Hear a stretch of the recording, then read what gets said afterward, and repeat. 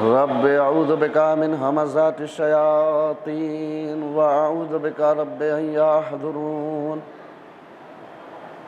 لا حول ولا قوة الا باللہ العلی العظیم حسبنا اللہ ونعم الوکیل ونعم المولا ونعم النصیر بسم اللہ الرحمن الرحیم الحمد للہ الاول بلا اول کان قبلہ والآخر بلا آخر یکون بعدہ الذي قصرت عن رؤيته أبصار الناظرين وعجزت عن نعته أوهام الواصفين الذي ابتدأ بقدرته الخلق ابتداء واخترعهم على مشيته اختراعا ثم سلك بهم طريق إرادته وبعثهم في سبيل محبته والصلاة والسلام والتحية والإكرام على صاحب الوقار والسكينة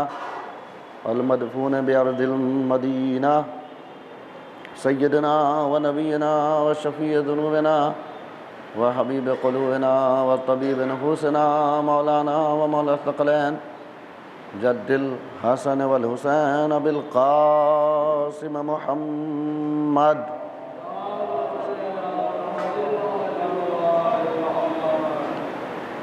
وآلہ طیبین الطاہرین المعصومین المظلومین المنتجبین المنتخبین واللعنۃ الدائمۃ الباقیۃ علی اعدائہم اجمعین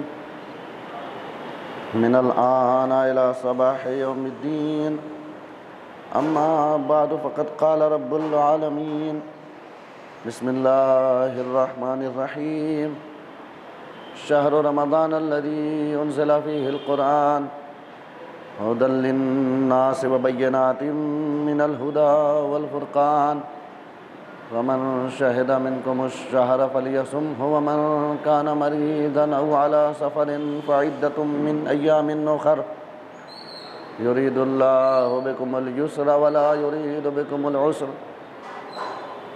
وَلَتُكْمِلُوا الْعِدَّةَ وَلَتُكَبِّرُوا اللَّهَ عَلَى مَا هَدَاكُمْ وَلَعَلَّكُمْ تَشْكُرُونَ صلوات ورحمة اللهم صل على محمد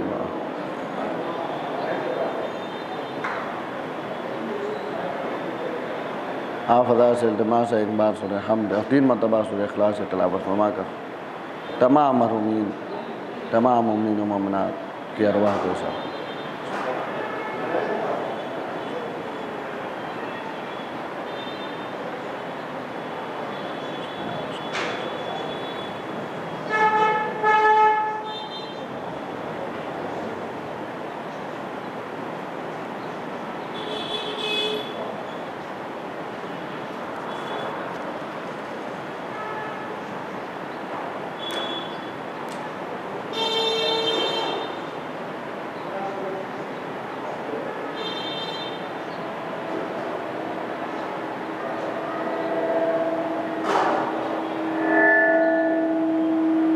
ماہ بہار قرآن،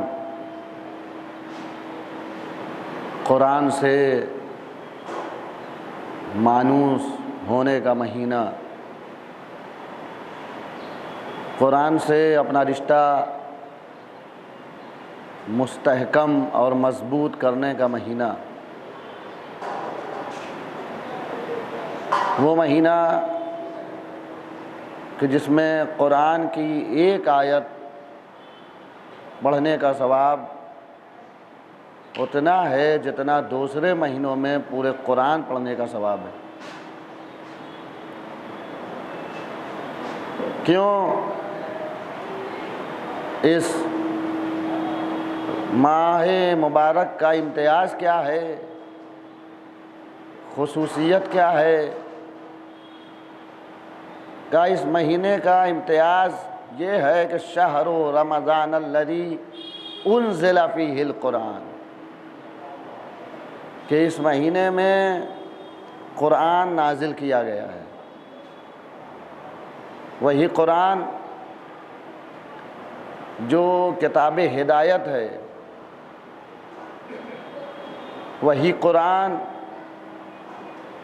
جو منشور حیات ہے، وہی قرآن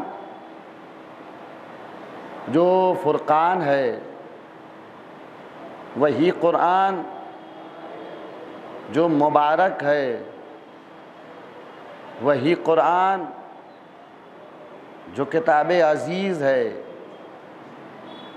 وہی قرآن جس کی آیتیں نور ہیں، وہی قرآن جو شب قدر میں نازل ہوا ہے۔ آنے والی شب اس ماہ مبارک رمضان کی آخری شب قدر ہے۔ سب سے زیادہ جس شب کے شب قدر ہونے کا احتمال دیا گیا ہے وہ یہی شب ہے۔ یوں تو تینوں شبوں میں شب قدر کو پوشیدہ رکھا گیا، چھپا دیا گیا، کسی پر واضح نہیں کیا گیا کہ کون سی شب شب قدر ہے، لیکن ان تینوں شبوں میں سب سے زیادہ اگر کسی شب پر گمان اور احتمال ہے تو وہ 23ویں شب ہے۔ لہذا آج کی شب اعمال کا اہتمام کریں۔ اگر ہم دو شب سے مستفید نہیں ہو پائے، بارگاہ الہی میں اپنے گناہوں کے لیے استغفار نہ کر سکے، اگر ہم خود کو پروردگار کے لیے خالص نہ بنا سکے، تو یہ ہماری آخری مہلت ہے، اسے آخری مہلت سمجھا جائے۔ کیوں؟ اس لیے کہ ہمیں اپنی زندگی کا کوئی بھروسہ نہیں ہے۔ ماہ مبارک رمضان اگلے برس آئے گا، لیکن ہم رہیں گے کہ نہیں یہ کوئی بھروسہ نہیں، کوئی گارنٹی نہیں لے سکتا۔ جب کوئی بھروسہ نہیں ہے، کوئی گارنٹی نہیں لے سکتا، تو یہ کہنے میں کوئی قباحت نہیں ہے کہ ہم اسے اپنی زندگی کی آخری مہلت سمجھیں، ہم اسے اپنی زندگی کی آخری شب قدر سمجھیں۔ جب انسان کو یہ پتہ ہوتا ہے کہ ابھی اور مہلت ہے، تو پھر انسان تنبلی کرتا ہے، سستی کرتا ہے۔ لیکن اگر اسے یقین محکم ہو جائے کہ یہ آخری مہلت ہے تو وہ پوری کوشش کرے گا۔ آپ ایک سادہ سی مثال لے لیں، اگر کسی حاکم و بادشاہ کا غلام کوئی گناہ کر دے، اس سے کوئی خطا سرزد ہو جائے، ہر چند کوشش کرے گا کہ اس کا بادشاہ، اس کا حاکم، اس کا آقا راضی ہو جائے۔ جو طریقہ کار اس سے بتایا جائے گا وہ کوشش کرے گا، وہ اس کا پورا ہم و غم ہوگا کہ راضی کرا لیا جائے۔ لیکن اگر اس سے یہ کہہ دیا جائے کہ بس تمہارے پاس اپنے آقا کو، اپنے حاکم کو، اپنے شہنشاہ و بادشاہ کو راضی کرانے کی آج آخری رات ہے، آج آخری دن ہے، ہو سکتا ہے کہ وہ پچھلے دنوں میں اپنے آقا کو، اپنے مالک کو راضی کرنے میں کوتاہی کیا ہو، اس نے سستی کی ہو، لیکن چونکہ اس سے کہا گیا ہے کہ یہ آخری مہلت ہے، یہ آخری دن ہے، یہ آخری رات ہے، اب آپ سوچ لیجئے، کسی پر واضح کرنے کی ضرورت نہیں ہے، ہر انسان ماشاءاللہ صاحب عقل ہے، جتنی کوشش ہو سکے گی وہ کرے گا کہ آج راضی کرا دیا جائے، ورنہ میرا خسارہ ہوگا، مجھے میرا آقا، مجھے میرا مالک اپنی بارگاہ سے، اپنے دربار سے نکال سکتا ہے۔ اب بتائیے، کوئی معمولی سا بادشاہ، دنیا کا معمولی ترین بادشاہ اور اس کا معمولی ترین غلام اگر اس سے کہا جائے کہ آخری مہلت ہے تو وہ اپنے بادشاہ کو راضی کرانا چاہے گا، چاہے کچھ بھی ہو جائے، میرا بادشاہ، میرا مالک، میرا آقا راضی ہو جائے۔ وہ جو بادشاہوں کا بادشاہ ہے، جو آقاؤں کا آقا ہے، جو مولاؤں کا مولا ہے، ہم سب اس کے غلام ہیں۔ کیا اگر ہمیں پتہ چل جائے کہ یہ ہماری زندگی کی آخری شب قدر ہے تو اب آپ بتائیے ہمیں کیسے راضی کرانا چاہیے، ہمیں کیسے گڑ گڑانا چاہیے، ہمیں کیسے دعا مانگنی چاہیے؟ یہ کیسے ہو سکتا ہے کہ وہ جو بادشاہوں کا بادشاہ ہے اس کے بندے اس کے سامنے گڑ گڑائیں اور وہ راضی نہ ہو؟ مگر ہاں، خلوص دل سے گڑ گڑانا چاہیے، لگے کہ ہم عاجز ہیں، ہم ناتواں ہیں، ہم کمزور ہیں، ہم اس کے بندے ہیں، وہ ہمارا آقا ہے۔ یہ ادعو ربکم تضرعا وخفیا، اپنے پروردگار کو جب پکارو تو تضرع، عاجزی، گڑ گڑا کر پکارو۔ ہم جو اپنے پروردگار کو پکارتے ہیں، ہم زبان سے پکارتے ہیں، ہمارا دل پروردگار کو نہیں پکارتا، وگرنہ اس نے تو کہہ دیا وقال ربکم ادعونی استجب لکم، پکارو میں قبول کروں گا۔ امام سے پوچھا گیا کہ مولا ہم پروردگار کو پکارتے ہیں، دعا کرتے ہیں، ہماری دعائیں قبول کیوں نہیں ہوتی؟ امام نے کہا تم جس کو پکارتے ہو اس کی معرفت نہیں رکھتے۔ ہم جس بادشاہ کو، جس پروردگار کو، جس رب العالمین کو پکارتے ہیں اس کی معرفت نہیں ہے۔ پھر اسی امام نے فرمایا، امام جعفر صادق علیہ السلام، اسی امام نے فرمایا کہ اگر اس کو اسی معرفت کے ساتھ پکارو جو اس کی معرفت کا حق ہے تو تم اپنی دعاؤں سے پہاڑوں کو ہلا سکتے ہو۔ ہمیں معرفت نہیں ہے، ہم اسے ویسے نہیں پکارتے جیسے پکارنا چاہیے۔ وہ پروردگار آج اسے پکارنے کی رات ہے، آج اسے راضی کرنے کی رات ہے۔ ہماری زبانوں پر کچھ دعائیں رٹی ہوئی ہیں، اب میرے پروردگار یہ دے دے، وہ دے دے، یہ کر دے، وہ کر دے، یہی ہماری رٹی ہوئی دعائیں ہیں اور روزانہ اسی کی تکرار ہوتی ہے۔ کوشش کریں کہ جو ہم زبان سے کہہ رہے ہیں وہ ہمارا دل بھی پکارے، لقلقہ زبانی نہ ہو۔ اچھا، سب سے خاص آج کی شب میں مانگنے والی دعا یہ ہونی چاہیے، وہ جو ہم مادیات کی طلب کرتے ہیں وہ ایک طرف ہے، ہمیں سب سے زیادہ پروردگار سے پروردگار کو مانگنا چاہیے، پروردگار سے پروردگار کو۔ ہاں، پروردگار سے ہم مادیات مانگتے ہیں، دولت دے دے، شہرت دے دے، گھر دے دے، یہ دے دے، وہ دے دے۔ ہم کوشش کریں پروردگار سے پروردگار کو طلب کریں، اے میرے پروردگار تو ہمیں اپنی معرفت کا رزق عطا فرما۔ اس کہ امام حسین نے کہہ دیا تھا ماذا وجد من فقدک وما الذی فقد من وجدک، جس نے تجھے پا لیا اس نے کھویا کیا، جس نے تجھے کھو دیا اس نے پایا کیا۔ ہماری یعنی امام فرما رہے خدا کو پایا جائے، خدا کو حاصل کیا جائے۔ ماذا وجدا، ہم سب کچھ مانگتے ہیں لیکن خدا کی معرفت کا رزق۔ اے میرے پروردگار ہمیں توفیق دے، ہم تیرے ویسے بندے بنے جیسے تو چاہتا ہے۔ مولا نے، امیر المومنین نے اپنی دعاؤں میں یہی تو کہا، الہی کفا بی عزا ان اکون لک عبدا وکفا بی فخرا ان تکون لی ربا انت کما احب فاجعلنی کما تحب۔ اے میرا پروردگار میری عزت کے لیے یہی کافی ہے کہ میں تیرا بندہ ہوں، وکفا بی فخرا، میرے فخر و افتخار و ناز کے لیے یہی کافی ہے کہ تو میرا پروردگار ہے۔ انت کما احب، بار الہا تو ویسا ہی ہے جیسا میں چاہتا ہوں۔ فاجعلنی کما تحب، مجھے ویسا بنا دے جیسا تو چاہتا ہے۔ اللہ اکبر، امیر المومنین جیسی ذات پکار رہی ہے۔ یہ امیر المومنین ہمیں طریقہ دعا سکھا رہے ہیں۔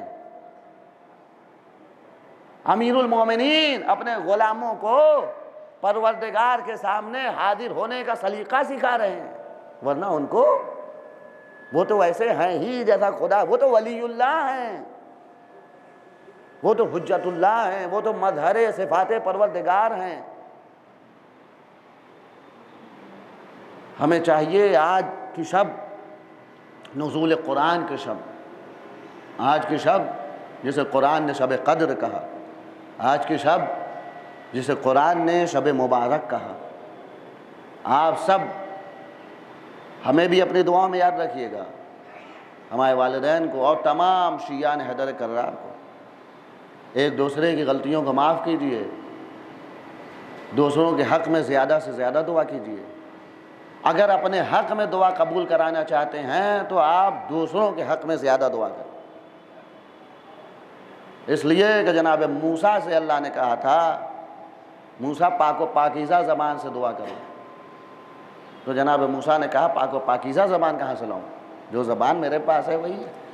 کہا تم دوسروں کے لیے دعا کرو، دوسرے افراد تمہارے لیے دعا کریں، جیسے کہ تمہاری زبان دوسروں کے لیے پاکیزہ ہے، دوسروں کی زبان تمہارے لیے پاکیزہ ہے، دوسروں کے حق میں۔ اور جناب سیدہ نے بھی یہی کہا، جب دعا فرما رہی تھی امام حسن نے پوچھا والدہ گرامی آپ نے ہمارے لیے کچھ طلب کیا؟ تو جناب سیدہ نے یہی تو کہا الجار ثم الدار، پہلے پڑوسی، پہلے دیگر افراد، پھر گھر والے۔ یہ طریقہ دعا ہے، دوسروں کو اپنی دعاؤں میں یاد رکھیں۔ دعاؤں میں دعا یہ بھی کریں کہ پروردگار ہمیں وہ کتاب جو تو نے نازل کی ہے پیغمبر کے سینے پر، وہ کتاب ہمیں قلب میں اتارنے کی توفیق عنایت فرما، وہ کتاب زینت طاق نہ بنے، زینت دل بنے۔ جو ہم قرآن سر پہ رکھتے ہیں یہ صرف سر پہ رکھ کے اور پھر اس کو اپنی جگہ طاق پر رکھ دینے کے لیے نہیں ہے، ہم اللہ کی بارگاہ میں قرآن کا واسطہ دیتے ہیں، اللہم بحق ھذا القرآن، میرے پروردگار اس قرآن کا واسطہ۔ جب دعا پڑھتے ہیں شب قدر میں جوشن کبیر کے بعد اعمال قرآنی، کوشش کریں ہر عمل میں شریک ہوں، جوشن کبیر کی ہر فصل میں شریک ہوں، اس لیے کہ جوشن کبیر میں بھی 1000 اسماء و صفات پروردگار ہیں اور اسی میں اسم اعظم ہے، اسم اعظم چھپا دیا گیا ہے، 1000 اسماء و صفات پروردگار میں اسم اعظم چھپا ہے۔ اگر کوئی فصل چھوٹ گئی ہم سے، کیا پتہ اسم اعظم چھوٹ جائے۔ جیسے شب قدر کو 3 شبوں میں چھپایا گیا، یا یوں کہوں جیسے 1000 اسماء و صفات پروردگار میں اسم اعظم چھپا دیا گیا، جیسے دعاؤں کی قبولیت دعاؤں میں چھپائی گئی ہے، کون سی دعا کب قبول ہو جائے پتہ نہیں ہے، لہذا ہر دعا کرتے رہو، ہر دعا پڑھتے رہو۔ اولیاء الہی کو انسانوں میں چھپا دیا گیا، کون سا بندہ ولی خدا ہے، خدا کا دوست ہے، چھپا دیا گیا تاکہ سب کا احترام کرو۔ اسی طرح شب قدر کو چھپا دیا گیا، لہذا کوشش کرے کوئی فصل چھوٹنے نہ پائے، شریک اعمال شب قدر ہوں۔ دعا کریں کہ پروردگار ہمارے قلب میں قرآن اتارے۔ جس مولا کی شہادت سے ہم ابھی گزرے ہیں، اس مولا نے ضرب لگنے کے بعد جو وصیتیں کی ہیں اپنے حسنین کریمین کے طفیل تمام کائنات والوں سے، اس میں کیا کہا؟